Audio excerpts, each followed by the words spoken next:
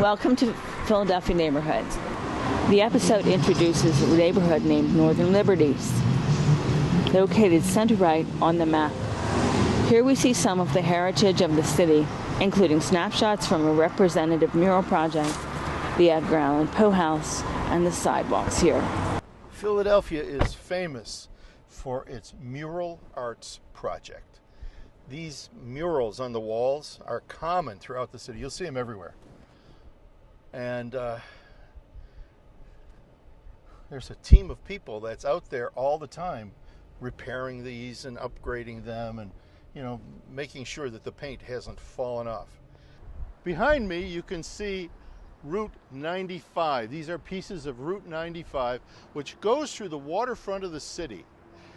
Big political issues back in the 1960s because neighborhoods got chopped up. Neighborhoods were destroyed by this roadway going through. What happened is the politicians said, wait a minute, you're taking away my people, my votes.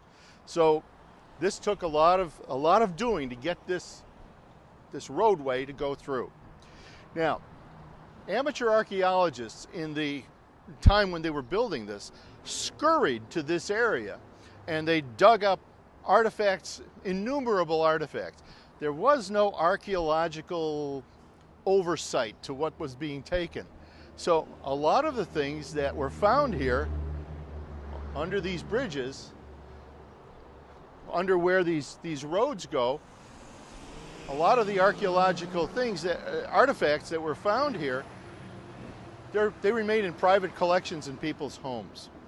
Maybe someday in the next few years they'll actually start moving into the museums of Philadelphia. And here's a mural art in Poe House, and I'm going to try to read it. I've never seen it before. It says, "I never knew anyone so keenly alive to a joke as the king was. He seemed to live only for joking, to tell a good story of the joke kind, and to tell it well was the surest road to his favor." And it's in a story called Hop Frog. The Raven. I wish I could recite it. Long intervals of horrible sanity. He was watching his wife die of tuberculosis. He wrote to a friend saying how he feared he was insane with long intervals of horrible sanity. The stabilizing voice was Maria Clem, affectionately called Muddy, who cared for both her ailing daughter and her melancholy son-in-law. Yep, this is the Northern Liberties.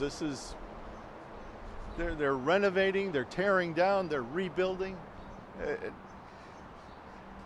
used to be that just a few years ago you could buy a place for tens of thousands of dollars. Now it's hundreds and hundreds of thousands of dollars.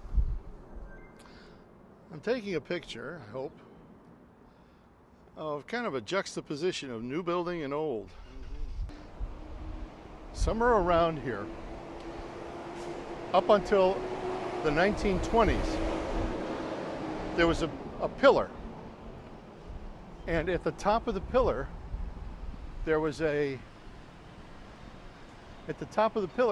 an Indian weather vane, and everybody is looking for the Indian. Nobody knows where he went, but they suspect he disappeared in an effort to collect metal for the war effort in World War II.